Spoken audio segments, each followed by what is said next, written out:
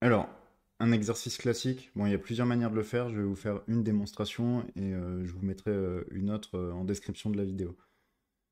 Donc, on prend deux suites, xn, yn, telles que pour tout n, xn égale somme de k égale 0 à n, dk parmi n, yk. On peut inverser le truc pour avoir que yn, c'est la somme de k égale 0 à n, des moins 1 puissance n moins k, k parmi n, xk.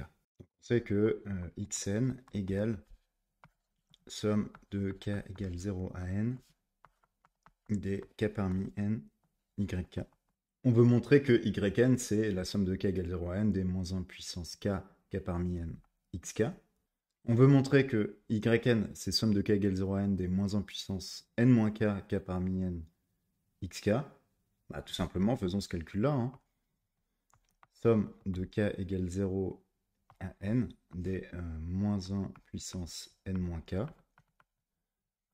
k parmi n, xk. Et regardons ce qui se passe.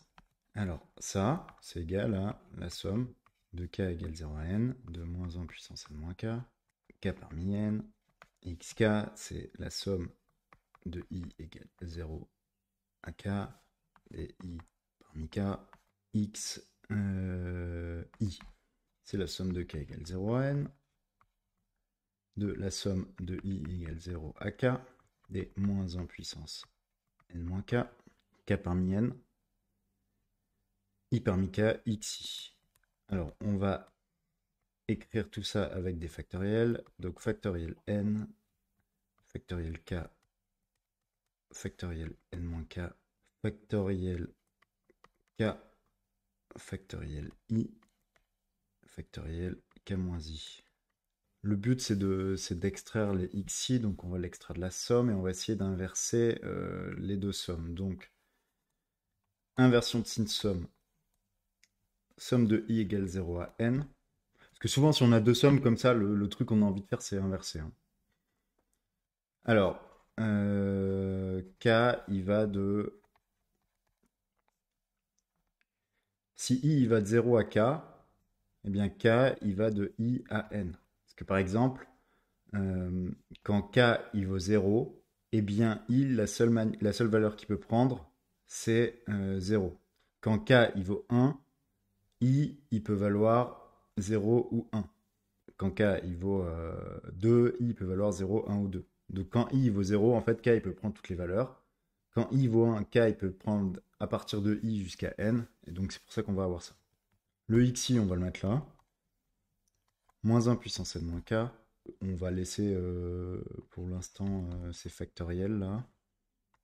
Ensuite, on va avoir somme de i égale 0 à n des xi. Ça bouge pas.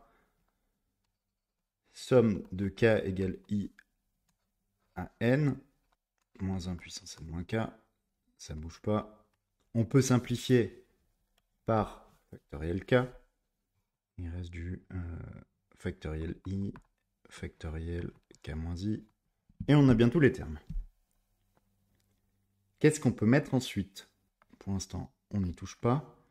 On peut décider de faire démarrer la somme à 0. Parce que on se dit, quelque part, il y a du binôme de Newton. Le binôme de Newton, il faut que ça démarre à 0. Donc faisons ça, on verra ce qui se passe. Ici, on a toujours factoriel n. On a, au lieu d'avoir par contre n-k, on a k, ça devient k plus i, donc ça fait n-k moins i, factoriel i. Et k-i, on lui rajoute i, donc il devient k plus i, donc ça fait factoriel k. On se dit que ça peut être pas mal d'avoir du quelque chose parmi n-i. Du k parmi n-i même notamment. Donc, on va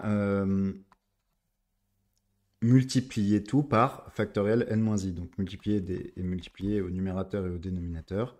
Il y a toujours le moins 1 puissance n moins k moins i. On a du factoriel n, on a du factoriel n-i divisé par factoriel n moins k moins i, factoriel i, factoriel k factoriel n-i. Je le réécris. Ok, alors, ce qu'on peut faire, c'est prendre le factoriel k qui est ici, le factoriel n-k-i, et le mettre avec le factoriel n-i. De l'autre côté, on peut prendre le factoriel i, factoriel n-i et factoriel n. Ce qui va donc nous donner somme de i égale 0 à n, de xi, somme de k égale 0 à n-i, de moins 1 puissance n-k-i, i parmi n, donc en prenant ce terme-là et ce terme-là, k parmi n-i. I parmi n, c'est bien, on peut le sortir de la somme. Somme de i égale 0 à n de xi, i parmi n. Somme de k égale 0 à n-i des moins 1 puissance n-k-i, i parmi n, k parmi n-i.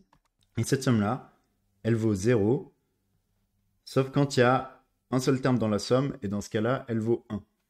Donc, quand i vaut n, cette somme-là, elle vaut 1.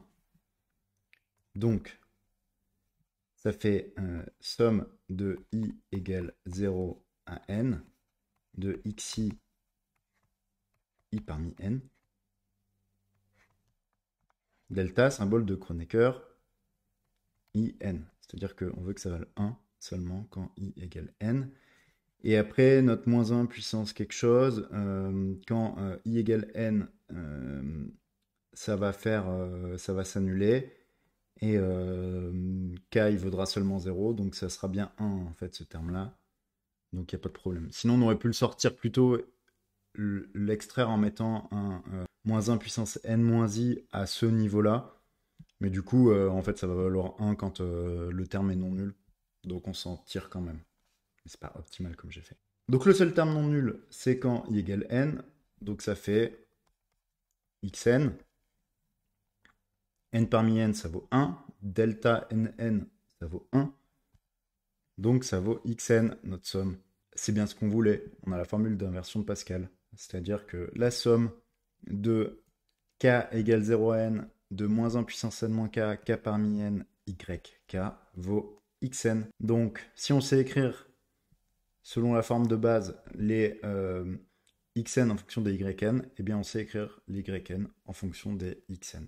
C'est ça la formule d'inversion de Pascal. On arrive donc au bout de cette vidéo. Merci d'être arrivé jusque-là. Abonnez-vous, abonnez de force 3 de vos amis et continuez de regarder la vidéo.